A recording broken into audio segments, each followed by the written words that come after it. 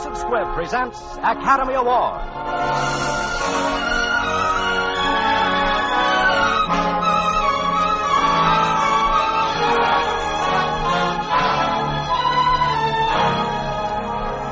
Every week, Squibb brings you Hollywood's finest. The great picture plays, the great actors and actresses. Techniques and skills chosen from the honor roll of those who have won or been nominated for the famous Golden Oscar of the Academy of Motion Picture Arts and Sciences.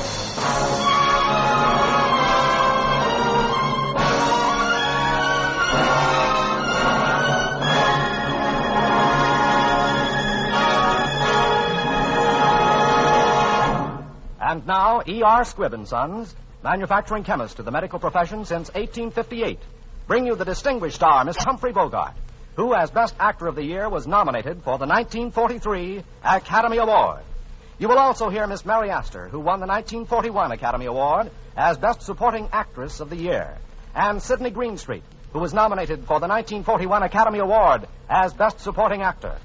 Tonight, Mr. Bogart, Miss Astor, and Mr. Greenstreet will play the famous roles they created for the screen in The Maltese Falcon, the thrilling mystery which was nominated as Best Production of the Year for the 1941 Academy Award.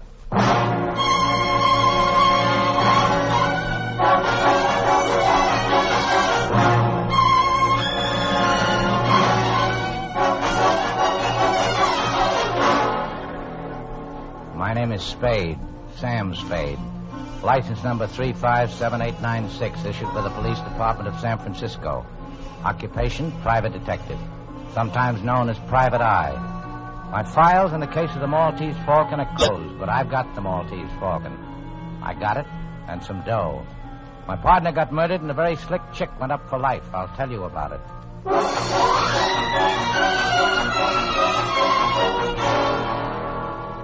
This slick dame comes to see me one day, gives me a song and dance about her sister and a guy called Floyd Thursby. She wants us to get her sister back before her mother and father get in from Hawaii. I put my partner, Miles Archer, on the case. That night, he gets murdered. And so does this guy Thursby. I go round to the apartment where the dame is living, the one called Bridget O'Shaughnessy. She had something I seemed to go for. Oh, Mr. Spade, come in. I have come in. Oh, yes, so you have. Mr. Spade, tell me, am I to blame for last night? You warned us that Thursby was dangerous. Of course, you lied to us about your sister and all that, but that doesn't count. We didn't believe you. Oh, help me, Mr. Spade. I need help so badly. I've no right to ask you, but I do ask you. Help me. You won't need much of anybody's help. You're good. You're awful good. It's chiefly your eyes, I think, and that throb you get into your voice when you say things like, "Help me, Mr. Spade." I deserve that. But, the lie was in the way I said it, and not at all in what I said. If I'm going to help you, I've got to have some sort of a line on your Floyd Thursby. I met him in the Orient. We came here from Hong Kong last week. Did he kill Archer? Yes, certainly. Picked a nice sort of playmate. Only that sort could have helped me if he had been loyal. How bad a hole are you actually in? As bad as could be. Physical danger? I'm not heroic. I don't think there's anything worse than death. Then it's that. It's that as surely as we're sitting here. Unless you help me. Who killed Thursby? Your enemies or his? I don't know. His, I suppose. I'm afraid. I don't know. Who are these enemies? Well, there's a small, dark man with white teeth and a smooth, dangerous, fat man. Oh, this is hopeless. Well, how much money have you got?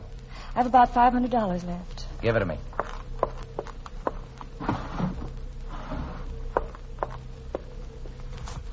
There's only 400 here. I had to keep some to live on. Okay. I'll be back as soon as I can. You needn't come to the door with me. I can let myself out. I went by the office then and found a dark little guy with very white teeth waiting for me. His name was Joel Cairo. He was a Greek. Mr. Spade, I'm trying to recover an ornament that has been, shall we say, mislaid. I thought and hoped you could assist me. Uh-huh. The ornament is a statuette, the black figure of a bird. I'm prepared to pay the sum of $5,000 for its recovery, and no questions asked. 5,000 is a lot of money. It's a very interesting figure. You will put your hands together at the back of your neck, Mr. Spade. Huh? Oh, sure. I shall shoot you if you try to stop me, Mr. Spade. But I must search your office. You won't find anything but a pair of worn-out rubbers, a half pint of rum, and a pack of chewing gum. We shall see. Please stand up. So. Sure. This way? No, the other way. Sure. I'll take the gun, Mr. Cairo. Now get up. I am very slow in things like that, unfortunately. Yeah. I'm still prepared to pay $5,000 for the return of the figure. Do you have it, Mr. Spade? No. If it is not here, why did you just risk serious injury to prevent my searching for it? Well, I should sit around and let people come in and stick me up. You wish some assurance of my sincerity? A retainer? I might. Say, $100? You better make it 200. Thanks. Your first guess was that I had the bird. What's your second guess? That you know where it is, or where you can get it. Now, you're not hiring me to murder or do burglary, but to get back the figure in some lawful way. Say, from a dame with red hair, or a smooth, dangerous fat man. Oh, so you know. You must beware of them. They would stop at nothing. May I have my pistol now? Oh, yeah, sure. I'd forgotten it. Thank you. Now, Mr. Spade, you will kindly clasp your hands behind your neck. What the? Don't move, Mr. Spade. This time I might shoot. I insist on searching your office. Sure. Go ahead.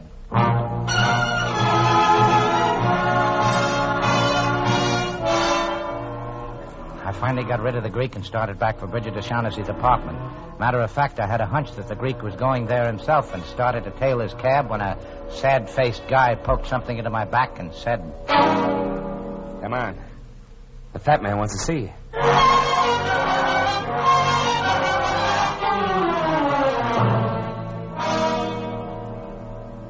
Here he is, Mr. Gutman. The guy who was talking to the dame and the Greek. Ah, Mr. Spade. Mr. Gutman? We begin well, sir. I distrust a man who talks too much. I like to talk. Of course, talking's something you can't do judiciously unless you keep in practice. Yeah. Now, sir, we'll talk if you like. And I'll tell you right out that I'm a man who likes talking to a man who likes to talk. Swell. Will we talk about the blackbird? You're the man for me, sir. No beating about the bush, right to the point. Let us talk about the blackbird by all means. Mr. Spade, have you any conception of how much money can be got for that blackbird? No. Well, sir, if I told you half, you'd call me a liar. No, not even if I thought so. But you just tell me what it is, and I'll figure out the profits. You mean you don't know what that bird is? Well, I know what it's supposed to look like. I know the value in human life you people put on it. Miss O'Shaughnessy didn't tell you what it is? And Cairo didn't either? Offered me $10,000 for it. 10,000. And dollars, mind you, not even pounds. They must know what it is. Or do they?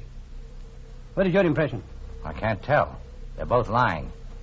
If they don't know, I'm the only one in the whole wide, sweet world who does. Swell.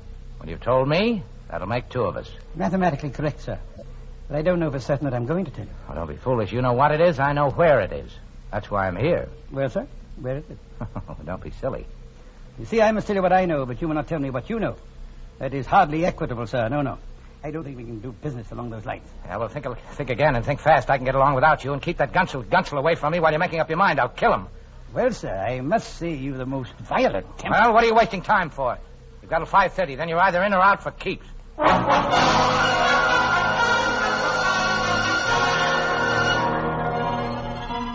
Three characters and a black bird. Well, all I knew was my partner was dead, and the cops were getting very uncooperative about the whole thing, including who killed Floyd Thursby. I thought I'd better get back to see that O'Shaughnessy dame before it was too late.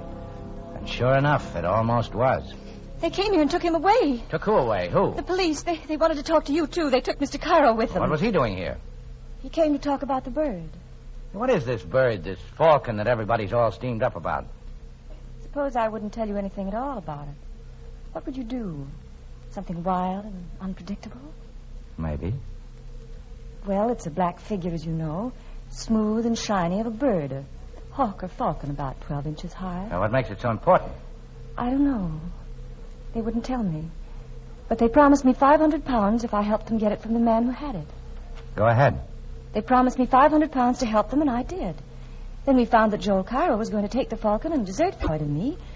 So we did that to Joel first. You are a liar. I am a liar. I've always been a liar. Well, don't brag about it.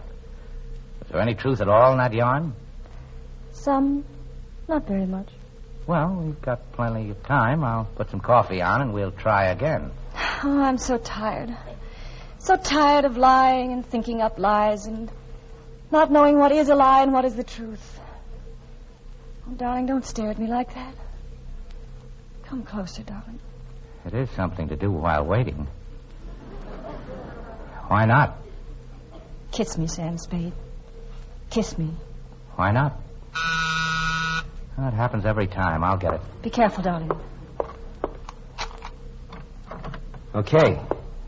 Come on, you. He wants to see you. Well, if it is the fat man's killer. Hello, paleface. How many did you bump off today? Shut up. Cupman's waiting for you. No kidding. What kept you? Darling, what do you want? He wants me. The fat man's been thinking things over.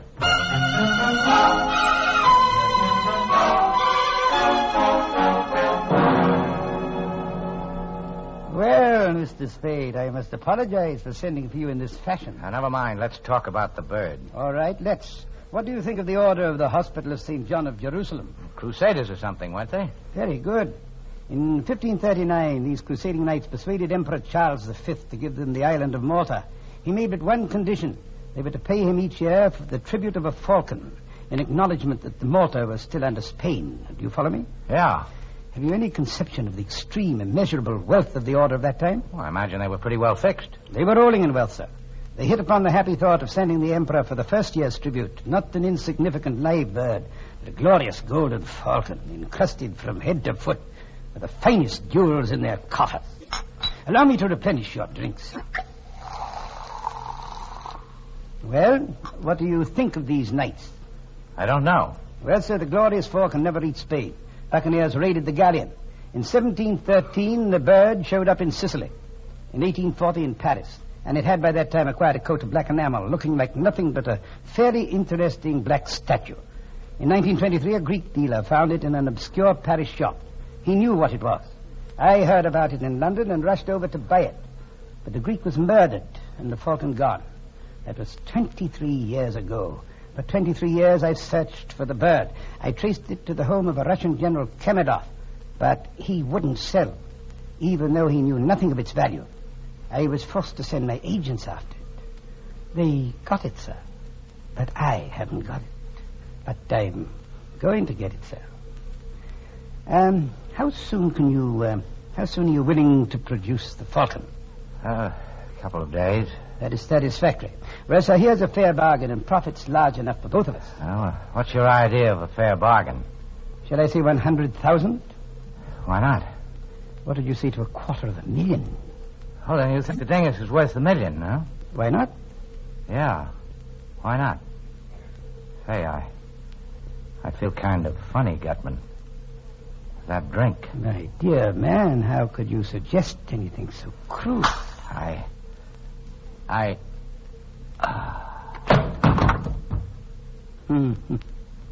Wilma.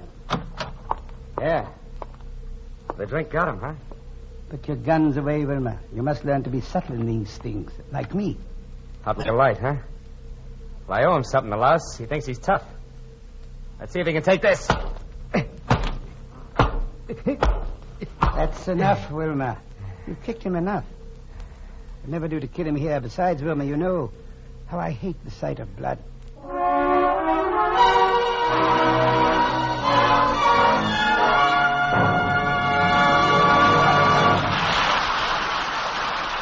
In a moment, you will hear the second part of Academy Award. You yourself uncover jewels more precious than the rarest gems every time you smile. Your teeth are priceless. Preserve their natural brilliance with creamy, smooth Squibb dental cream. For the polishing agent in this quality dentifrice is one of the safest, softest, yet most effective known to dental science. That's why you can actually see the refreshing difference when you brush your teeth with Squibb dental cream. And you can taste and feel the refreshing difference, too. That's because the delightful flavor of Squibb dental cream is cool and inviting as a shady bed of mint. Because the refreshing action of Squibb dental cream leaves your teeth and gums feeling gloriously clean. So, for a brighter smile and a happier mouth, try Squibb dental cream, one of the great family of Squibb products. Taste, feel, and see the refreshing difference. Use Squibb dental cream.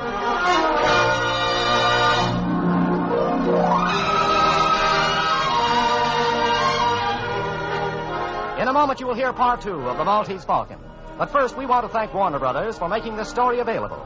And one thing more. On August 6th, Warner Brothers will celebrate the 20th anniversary of Sound Pictures. Yes, it has been that long since the silent shadows of the screen found a voice. We congratulate Warner Brothers on this historic anniversary.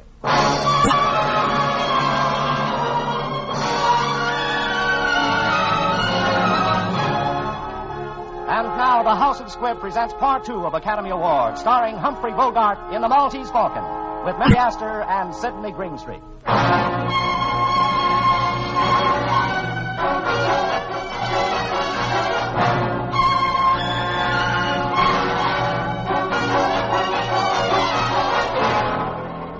I guess the name of Sam Spade was a cinch for the back page obituaries, but I came out of it somehow and managed to get up and stagger out of that apartment.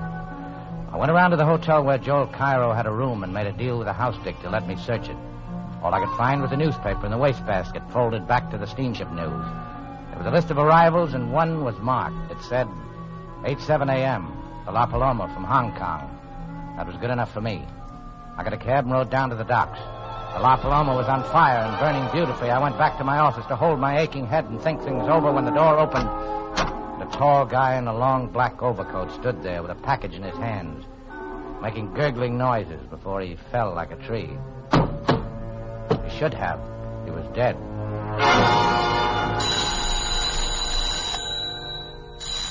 I took a good look at him. He was the mate off the La Paloma. I unwrapped his package, and there it was. The black bird. The Maltese Falcon.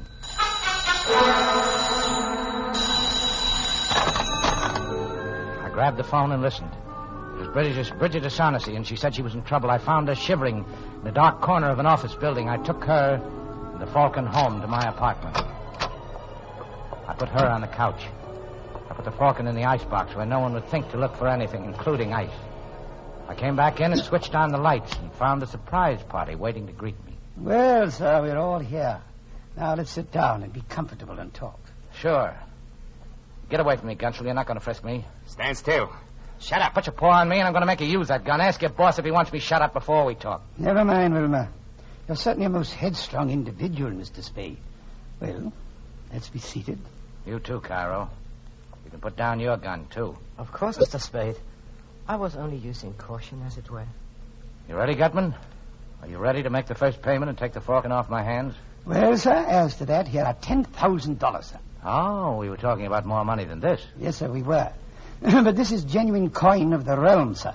With $1 of this, you can buy $10 of talk. Besides, there are more of us that be taken care of now. Well, that may be, but I've got the Falcon. I should not think it would be necessary to remind you, Mr. Spade, that though you may have the Falcon, yet we certainly have you. Yes, I'm trying not to let that worry me. We'll come to the money later. There's another thing to be taken care of first. We've got to have a fall guy. The police have to have a victim. Somebody they can stick for those 3 murders. 2. Only 2 murders, Mr. Spade. Thursby undoubtedly killed your partner. All right, 2. What difference does it make? The point is, we've got to give the police... Come, Mr. Spade. You can't expect us to believe at this late date. You are the least afraid of the police, or that you're not able to handle... I'm up to my neck, Gutman. I've got to come through with somebody, a victim, when the time comes. If I don't, I'll be it. Let's give him the Gunsel. He actually did shoot Thursby, and the other one, didn't he? Anyway, he's made to order to the part. Let's turn him over to the cops. Get up on your feet. Taking all the riding from you I'm going to take. Get up. Shoot it out. No, Wilma, don't shoot. There, Gunsel, that'll take care of you. Put him on the sofa. Sorry, Bridget, but you seem to have recovered. I'm all right. Good. Well, gentlemen, there's our fall guy. And now, gentlemen, you agree or I'll turn the Falcon and the whole lot of you in. Mr. Spade, I don't like this. What if we took matters into our own hands and killed you? You won't, or you'll never find the Falcon. True, but there are other ways we could make you talk. No, I'd take it and make you kill me, and then you'd end up the same way. No, I believe you would, too. Well? I always felt toward Wilma like a father. But you can have him. Swell, let's get the details fixed. Why did he shoot Thursby? Thursby was Miss O'Shaughnessy's ally. We thought in disposing of him, we would teach Miss O'Shaughnessy to patch up her differences with us regarding the Falcon. And the mate from the La Paloma. That was Miss O'Shaughnessy's fault. Cairo got in touch with me when he saw the notice of the ship's arrival. He remembered that the mate and Miss O'Shaughnessy had been friendly in Hong Kong. He called on this man, but he, with Miss O'Shaughnessy and the bird, slipped through our fingers. We followed them to her apartment, and Wilmer shot the mate as he was coming down the fire escape. He shot him many times, but the man was tough, and he did not drop the falcon. We persuaded Miss O'Shaughnessy to call your office, but unfortunately she did not call in time to prevent you from meeting the mate and getting the falcon. I see. And now, sir, would it be presumptuous if we asked to see the falcon? Okay. It's in my icebox. Icebox, I see. Oh, you are a character, sir. Yes, very, very clever of you, very. I've got it. Bring it in here at once. Here, wrapped in this. Now, after 23 years. It is it. We'll make sure. Hand me your knife, sir. Here. I'll peel off some of this disfiguring enamel. It's a fake. All right, O'Shaughnessy, you've had your little joke. Now tell us about No, it. Sam, no, that's the one I got from the Russian, I swear. You bungled it, Gutman. You and your stupid attempt to buy it. The Russian caught on how valuable it was. No wonder we had so little trouble stealing it. You imbecile! You bloated idiot! Yes. This is the Russian's hand. There's no doubt of it. Well, sir, what do you suggest? Shall we stand here and shed tears and call each other names? Or shall we go to Istanbul and to interview our Russian friend? Go to Istanbul? For 23 years, I have wanted that little item and have been trying to get it. If I must spend another year on the quest, well, that will be an added expenditure in time only. I go with you. Wilmer's gone. Wilmer's gone. So he has. That makes it imperative that we go too. Oh, by the way, sir, I'll trouble you for my envelope containing the $10,000. I kept my end of the bargain, but I'll settle for $1,000 for expenses. Thank you. I'll allow you the $1,000. That'll take care of my time. Now, sir, we'll say goodbye to you unless you care to undertake the Istanbul expedition with us. You don't? That's too bad. Well, sir, the shortest farewells are best. Adieu. And to you, Miss O'Shaughnessy, I leave the rare avis there on the table as a little memento. The Maltese Falcon.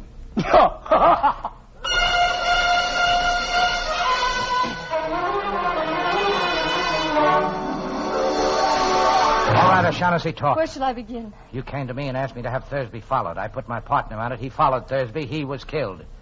You must have told Thursby he was being followed. I told him, yes, but please believe me, Sam, I wouldn't have told him if I'd thought Floyd Thursby would kill your partner. Miles hadn't many brains, but he had too many years' experience as a detective to be caught like that by a man he was shadowing up a blind alley with his gun tucked away in his hip and his overcoat buttoned.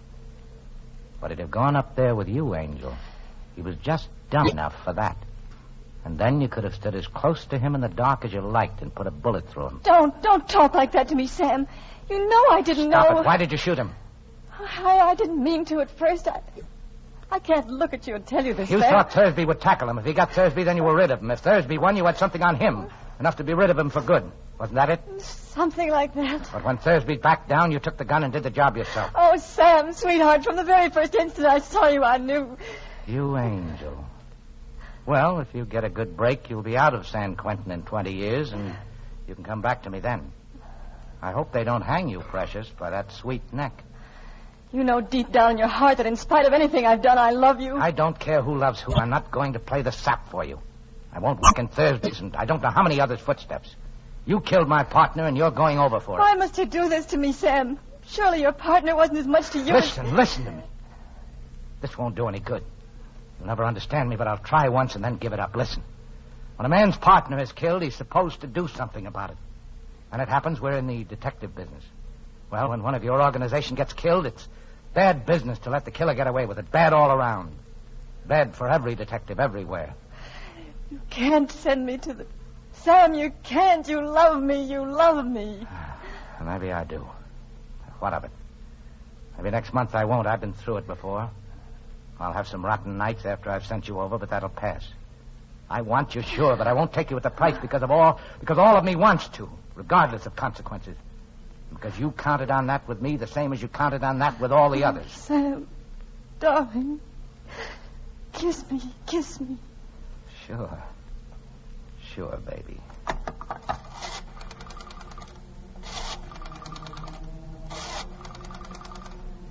What are you doing? Who are you calling?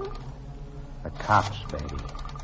The cops to come and take you away.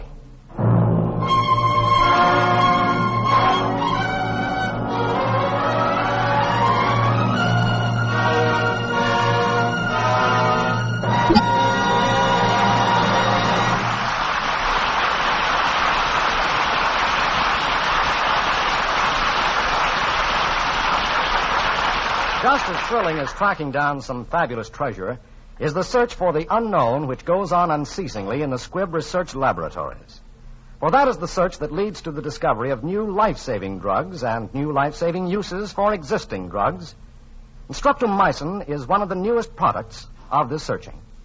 In the new field of medicine opened up by penicillin, streptomycin, still in the testing stages, shows great promise against additional enemies of mankind. That is why Squibb scientists are working night and day to unlock the secrets of streptomycin, to improve the strain, to find and test all the ways in which it may be used in the conquest of disease. It is this same questing spirit, this refusal to stop anywhere short of perfection, that inspires all endeavors of the House of Squibb. It is one reason why, wherever you come across it in the service of human health, Squibb is a name you can trust.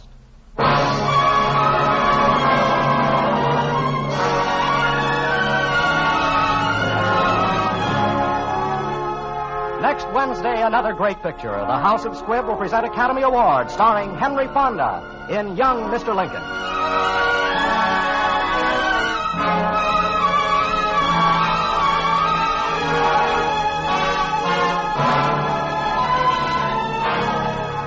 Today's performance of the Maltese Falcon was written for radio by Frank Wilson, with an original musical score composed and conducted by Leith Stevens.